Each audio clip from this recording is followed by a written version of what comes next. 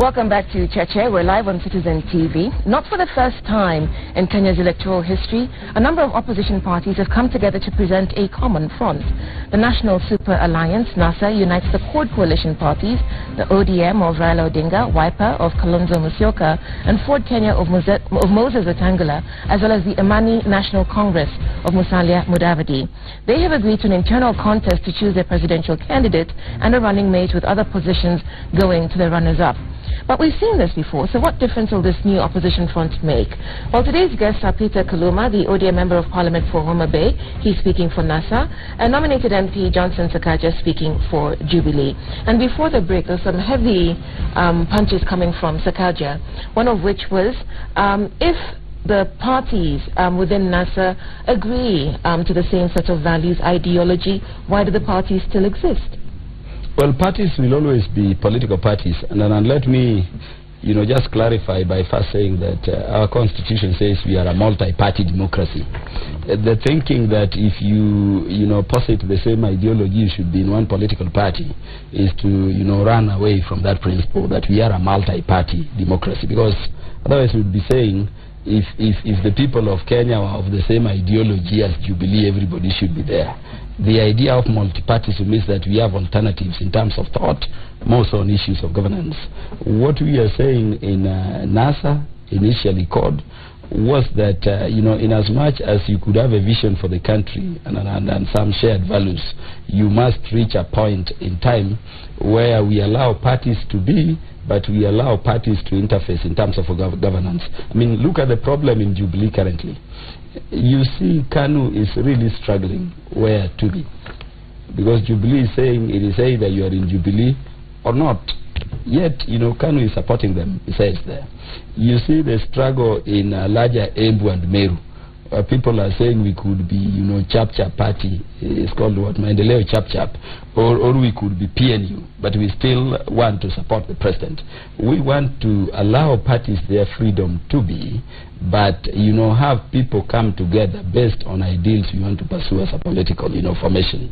And in terms of these ideals, I just mentioned that there is a problem in Kenya about negative ethnicity and the feeling of exclusion.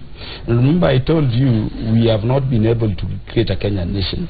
Udwak, the most fundamental pillar of a nation is common ownership and equal sharing of the resources of the nation. And these resources are both economic and human resource. Things like public appointments and others. So I'm happy when Sakaja says there has been a lot of inclusion. When I can tell you, Sakaja, when you walk from Kisumu County, Kisii County, Nyamira County, Homa Bay County, Migori County, you have only one minister, and you know how ministers and formations are there.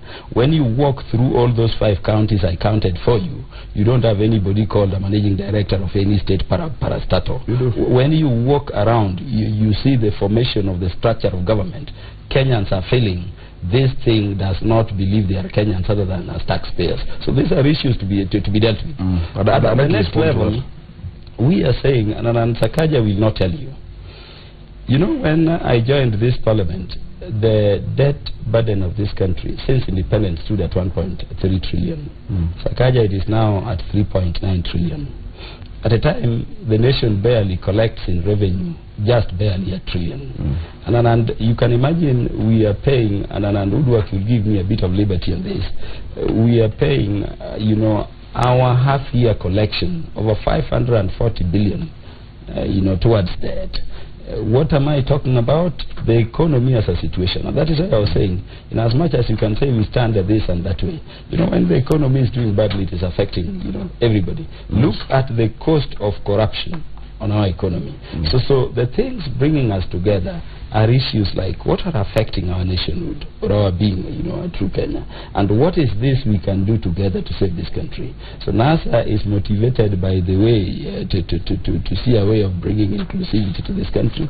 NASA's thinking is how we can bring down the economy, and most importantly a sense of inclusivity and equity in terms of how we go about our issues. But let me clarify that you're not going to tell the people of ODM disband, the people of Fort Kenya Kenya disband, the people of Mani National Congress disband. We are telling them, if you believe the country is headed the wrong direction, come, we join together, we save our country from collapse. But what is the vision of Kenya that you are proposing for us? Because everything we hear counters the Jubilee government, the Jubilee presentation of Kenya. But we don't hear an articulation of the NASA vision for Kenya or the CORD vision for Kenya. NASA is being launched today. The campaign period is going to be a long period up to elections. I don't know how clear you want it to be now, but when I tell you, Uduak, that the people of Kenya want to look at one another in the eye and see, fellow Kenyans as fellow Kenyans, not as, people from tribes. Who are the people of Kenya?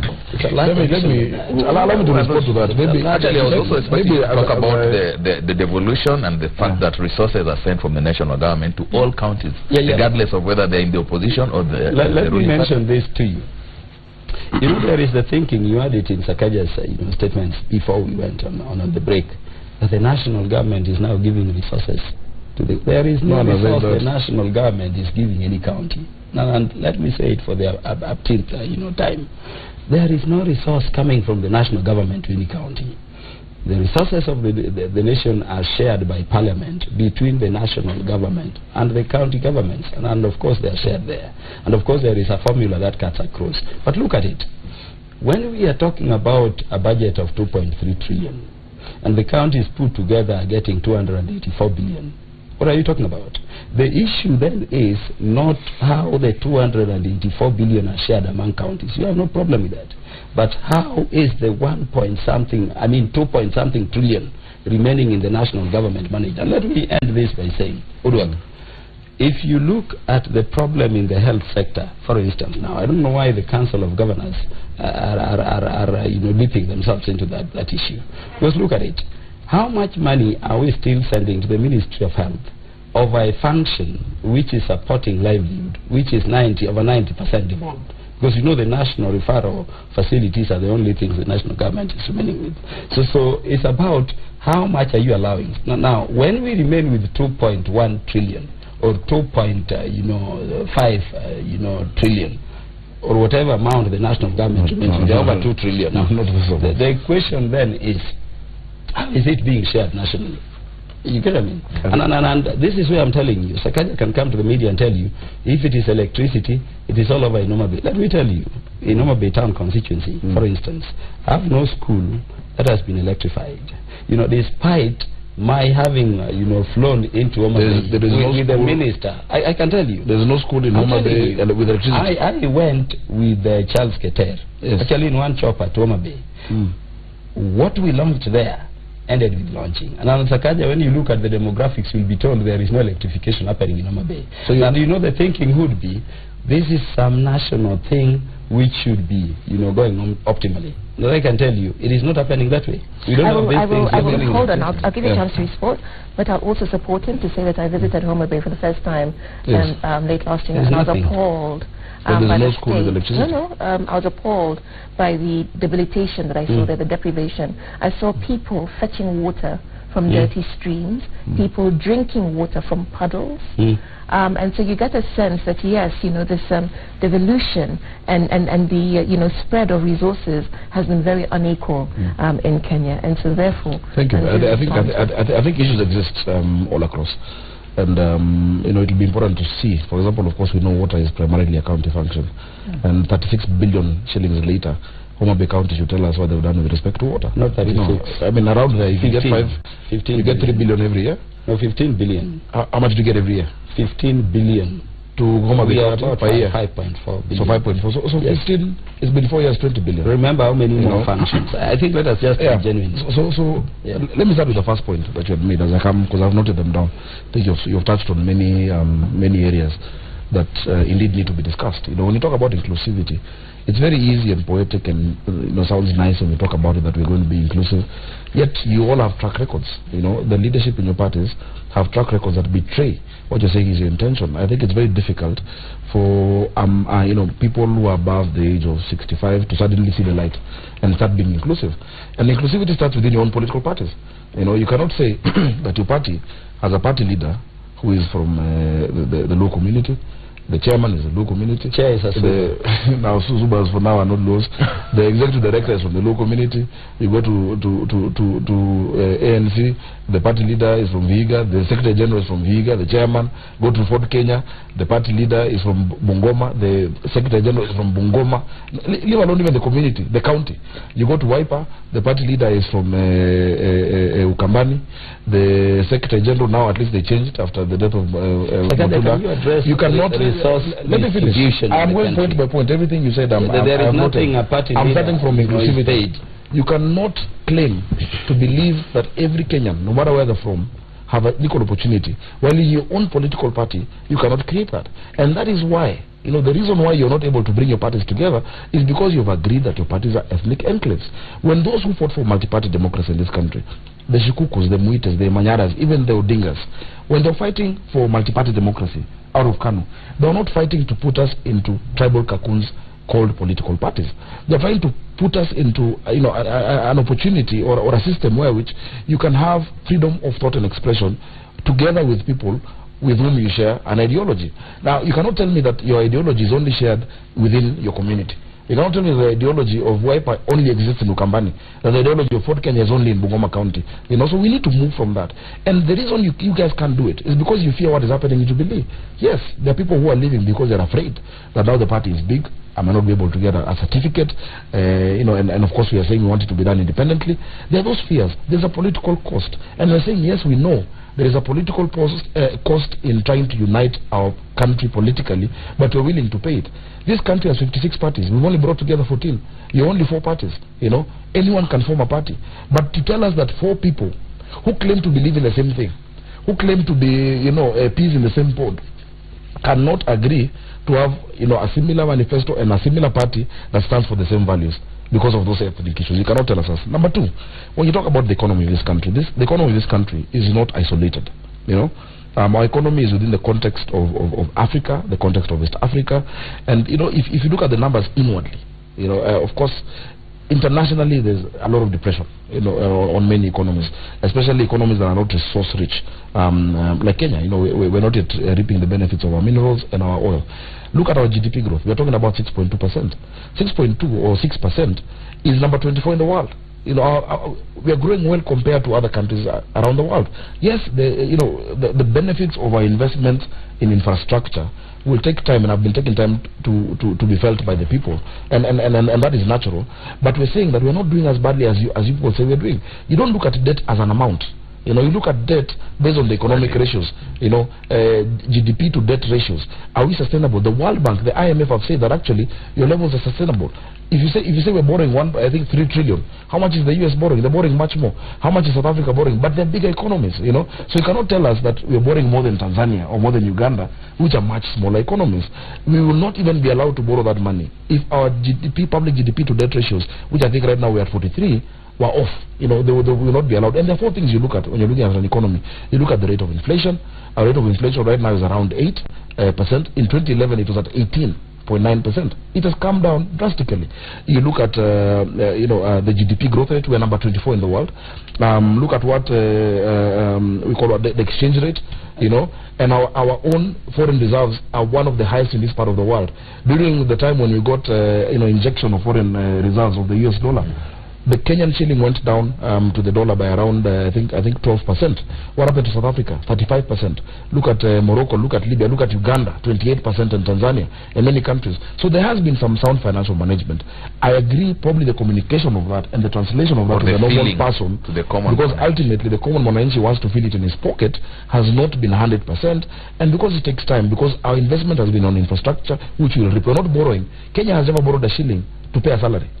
There is no foreign dollar that is paying anybody's salary in this country. And yes, we still need to lower the the wage bill.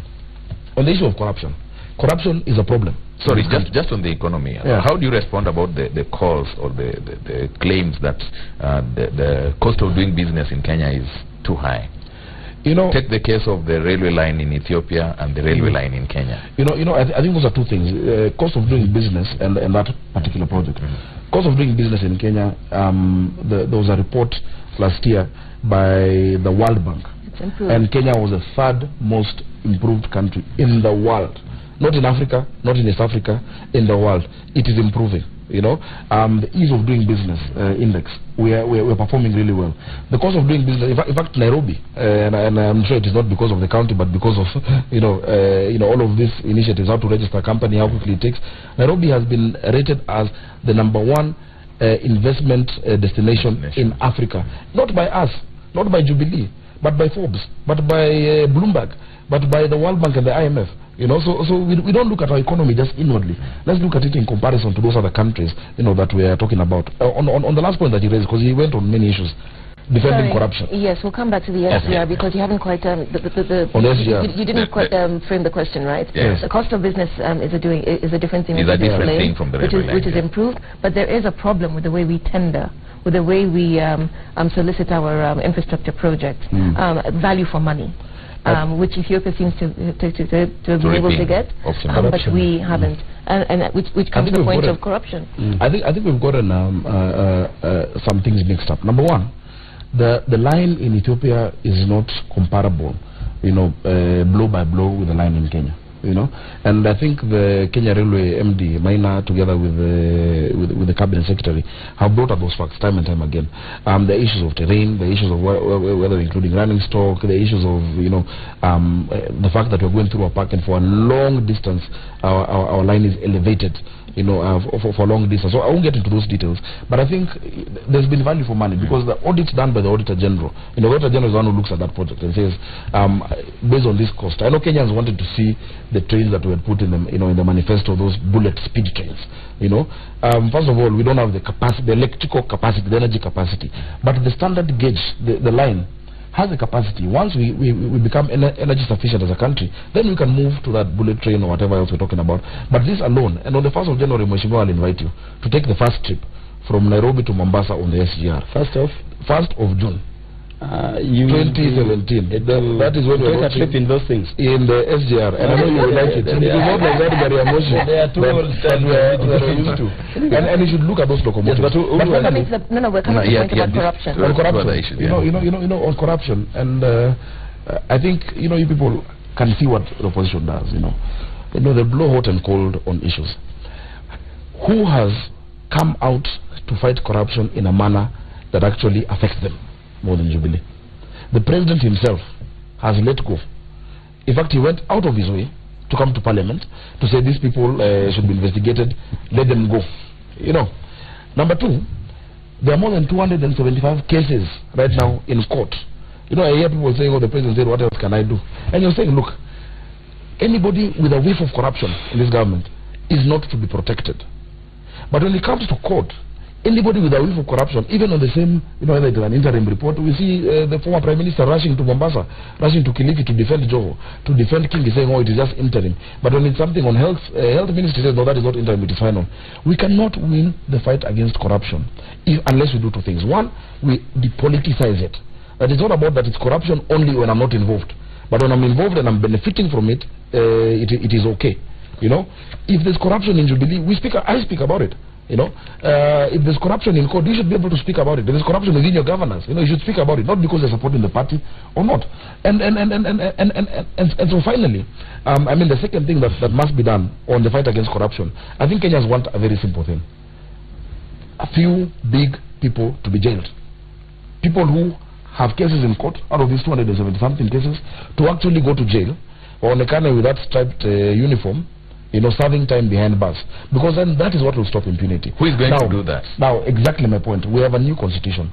The office of the public prosecutor is independent, DPP's office, isn't it? The Attorney General is the advisor to government, but the judiciary is independent. If President Uhuru Kenyatta had the ability to actually go and jail them, they'd be in jail. But today, you cannot dictate to the judiciary. And what I've seen, and this one I'm addressing to Udwak and Mutegi, is that the media has not put the right focus on the fight of corruption to where it's supposed to be. Why are these cases taking long in the judiciary? Why is it that when, for instance, the governor of Nairobi has 17 accounts that need to be investigated, somebody can go to court and get an injunction and they're not investigated? And you're not looking at what is going on at the courts. The courts have become the weak link. Kenyans want people jailed. The president does not have the power, constitutional or otherwise, to jail anybody. The judiciary is delaying these cases. In fact, now, when they've consolidated all these cases in Nairobi, many lawyers are saying you're forum shopping. You know, if something has happened in Homa Bay, let the person be tried, in Homa Bay. And that is a missing link. We want wezi wafungwe. Thieves must be jailed. And that is where we will fight this corruption. Otherwise, we'll just pay lip service to it. You know, the people in your coalition have more scandals to their names than the people in our coalition. And when we start looking at it like that, when I start asking about Kazi kwa Vijana and Molasses and Tokyo scandal and Symmetry, then we lose the script. It is not about your corruption being better worse than my corruption or lesser than the corruption. Corruption is corruption and corruption is bad. People must be jailed. The focus must be put on the criminal justice system. Okay, let me come to the panelists, because we've now gone into a to and fro between Jubilee and CORD and what they've done. The question that we're asking our viewers is, what difference will NASA make? Okay, and part of their challenge is that, you know, you said it, you know, the more things change, the more they remain the same. Now, they think that they are presenting us with, you know, the NARC and the context, and that, you know, so the, you know, sweeping change of power. Is that what we're seeing? Mheshimiwa Kaluma said something. Inclusivity is not just about leadership or sharing of positions. It's also about resources. Now, Mheshimiwa Sakaja on his part said something about 4 people coming together does not signify inclusivity. I would have loved to hear from him how he defends 2 people at the top in the presidency and describing inclusivity. Because his claim was that it's not just about money, it's also about resources. I mean, it's not just about leadership, it's also about resources. Okay, Mutegi? Whatever they said this morning is nothing new, as we have heard, and even himself, you know, nothing. All these people have been in power many years. In fact, William Ruto, the deputy president, given the number of years, all of them have more than 100 years of leadership. There's nothing new they're going to bring us. Absolutely. So all we're seeing basically is a new name, but the same people. Okay. You know, as I said, you know, there's nothing new that we would expect from them. But you've asked, sorry, you've asked a very good question. In terms of that fight, you know, against whether it's against corruption, against you know, these things they're talking about, do we see honesty on their part? You know, and that's a question we must ask. Kenyans want to see honesty on their part. You people have created scandals that even don't exist in certain respects. You know, when the Federal Reserve Bank of the US says we've sent this money, when the central bank governor says we've received this money, when the controller of budget says we've seen this Eurobond, you're still saying it is a scandal. You know, in Kenya, when you repeat a lie 100 times, the lie is believed. On the SDR issue, as you were asked before, our economic pursuit with Ethiopia is very different. You know, Ethiopia's economic pursuit is speed. Ours is cargo. No, Kenya is becoming a global... The Eurobank thing is not whether we received or not. Yes. We received. Where did it go to? Let me tell you where it went to. Let me tell you where it went to. That's the issue. Let me tell you where it went to, and allow me to do an illustration. First of all, I think we all agree it came into the country, isn't it? It came to the central bank. It came to the country. You might have a different opinion from the central bank governor and the head of the Federal Reserve, which is the government of America, that we actually conspired with the US to steal Kenya's money. But even if that was the case, the money came into the country. Now, I have some water in this mug, yeah, don't I? Because it came into the Kenyan basket, into the basket. If I add water, would you allow me from yours, and I take a sip? Whose water have I drunk? Have I drunk hers that has come in, or mine? You've drunk water in the mug. I've drunk water that is within our resources. Now, Parliament appropriates budgets and resources, you know, and says that in this year, this is what we want to achieve. Our budget is 2 trillion. This is our shortfall. Now, from the shortfall, we get it one from locally raised revenues that go into the central bank, and revenue collected internationally, including that Eurobond. They go into the same pot. Now, if you want to ask what specific road was done by Eurobond, no one will take the same way I'm asking you what specific sip have I taken from hers or mine. It has come into the pot. Now, the work of the Auditor General is then to look at all the projects, one appropriated by government, and then effected, to say whether there was value for money or whether there has been theft in those projects.